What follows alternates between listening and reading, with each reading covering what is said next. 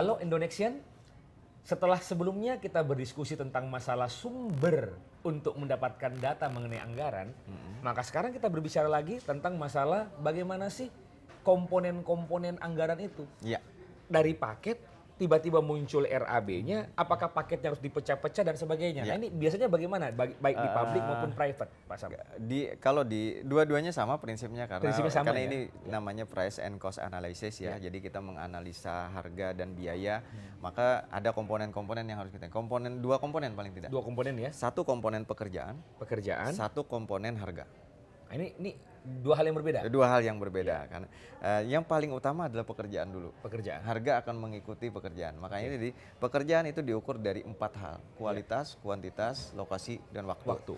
Nah, identifikasi komponen-komponen pekerjaan yang mendukung pencapaian sebuah kegiatan. Jadi ada kalimat di situ bahwa di dalam sebuah kegiatan terdiri dari pekerjaan-pekerjaan. Oke, jadi kalau kita lihat strukturnya, Ya. kegiatan, Kegiatan. di dalam kegiatan ada pekerjaan. Nah, kalau dalam dokumen perencanaan biasanya disebut, kalau di private juga disebut namanya ada kegiatan, Ya. ada sub kegiatan. Kegiatan, subkegiatan, Kemudian bahasanya kadang-kadang ditambah lagi komponen kegiatan. komponen kegiatan. Tuh lebih detail Intinya secara sederhananya itu tadi, di dalam kegiatan ada pekerjaan-pekerjaan untuk mencapai output kegiatan Ya. itu. Inilah yang disebut dengan komponen pekerjaan. Ya. Maka dari komponen-komponen pekerjaan ini kita breakdown. Nah, ini ada metode namanya, teori yang namanya work breakdown structure. Jadi kita breakdown strukturnya sampai ke bawah, sampai ke intinya bahwa yang kita butuhkan itu apa. Ya. Sampai item-item pekerjaan terkecil kita sudah perkirakan di dalam penyusunan rancangan. Jadi nggak bisa gelondongan sebenarnya. Dalam perencanaan biaya kita harus tidak boleh gelondongan. Iya. Contoh misalnya saya mau menginstal dan memasang genset. Itu kan bukan cuma sekedar beli gensetnya ya. Nah, itu kalau orang yang tidak mengenal supply chain management, maka pada saat menyusun rancangan anggaran dia hanya menyerah pada titik bagaimana dia menentukan harga. Selesai. Iya, harga doang. Karena akhirnya kita tidak bisa melihat bahwa risiko-risiko apa sih yang ada di dalam itu. Ya. Jadi kalau ini bahasa keseharian saja, ketika kita menyusun rancangan anggaran biaya, Ya. kita harus rinci detail, ikhtiar kita harus sampai titik akhir. Jadi ikhtiarnya itu mulai daripada perencanaan awal sampai akhir. Maka kalau kita bicara tentang supply chain misalkan, dipertimbangkan, oh ternyata dari sebotol air mineral misalnya, ternyata botol itu dipabrikasi, dimanufaktur dengan cara seperti ini. Itu hal-hal detail yang kita perkirakan pada saat penyusunan rancangan anggaran biaya. Dan yang muncul adalah biaya. Iya. Tapi untuk memunculkan biaya ini ada tahapan-tahapan yang harus dirinci sejak awal. Iya, Seperti betul. tadi kan, kalau kita bicara tentang masalah genset, tidak bisa beli genset begitu saja. Harus ada perencanaan dan ada itu. pelaksanaan.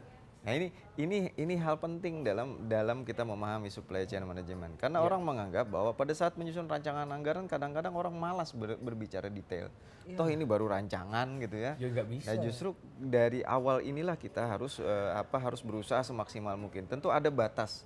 Ketika seluruh data itu tidak mampu lagi mencapai titik akhirnya, maka itu batas lamsam kita sebenarnya. Ya, itu baru lamsam. Nah, gitu. Lumsum sekarang. Lumsum. Itu. Nah, ini jadi ini salah satu teknik yang disebut dengan work breakdown structure. Itu adalah kita membreakdown seluruh komponen-komponen pekerjaan sampai titik yang paling bisa kita capai di akhir. Gitu. Kemudian kita berbicara tentang harga. Yang perlu harus diperhatikan adalah kegagalan dalam merencanakan berarti merencanakan kegagalan. Itu poin utamanya. Ya, misalkan seperti yang dicontohkan oleh Pak Halid tadi tentang genset. Misalkan pengadaan genset, ini pengadaan barang sebenarnya kalau kita. Tapi dalam breakdown rancangan anggaran biaya, maka komponen-komponen yang harus kita perhatikan salah satunya perencanaan. Ya. Nah, ini jarang sekali kita lakukan. Komponen perencanaan kok dihitung dalam rancangan anggaran biaya. Apa contohnya untuk perencanaan ini? Ya misalkan perencanaan ini, misalkan kita survei. Nah kan genset tinggal beli saja, ngapain harus disurvei? Ini yang selalu kita lupakan bahwa biaya survei dalam mendapatkan harga genset itu bagian dari biaya. Dan nantinya akan dihitung sebagai biaya genset juga di akhir kali ya. Inilah konsepnya total cost of ownership. TCOO. Total biaya kepemilikan. Jadi untuk memiliki genset tersebut, maka biaya yang harus dikeluarkan sejak perencanaan, survei, penjadwalan, kemudian tenaga ahli. Loh, kenapa perlu tenaga ahli? Kita nyusun genset nggak semudah itu. Lah kita Tapi cuma kalau pilih yang paling bagus aja gitu kan Pak?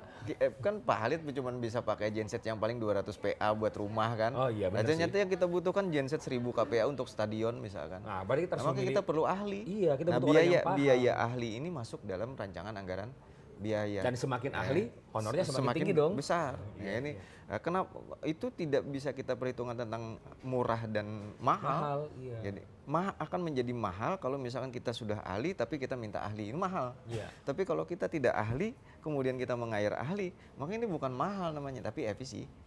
Dan jangan lupa, jangan sampai kalau kita tidak menganggarkan ahli tersebut, kemudian kita membeli genset yang tidak benar, yang tidak sesuai dengan kebutuhan kita, maka yang terjadi itu adalah justru total loss. itu bagian dari risiko. Bagian daripada makanya risiko. itu. Jadi saya tidak bercerita banyak tentang pelaksanaannya. Kalau pelaksanaannya kita biasanya misalkan kayak pengadaan gensetnya itu pelaksanaan. Udah biasa. Kemudian lah dan gitu segala. ya. Nah, yang terakhir juga ini yang paling penting dalam supply chain management adalah mempertimbangkan disposalnya.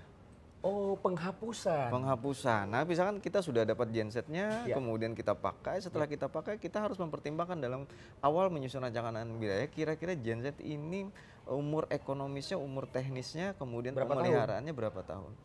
Nah, sehingga dulu kita mengenal istilahnya evaluasi yang disebut sistem evaluasi selama umur ekonomis. Iya, evaluasi biaya selama umur Iya, ekonomis, betul. gitu Nah, kan.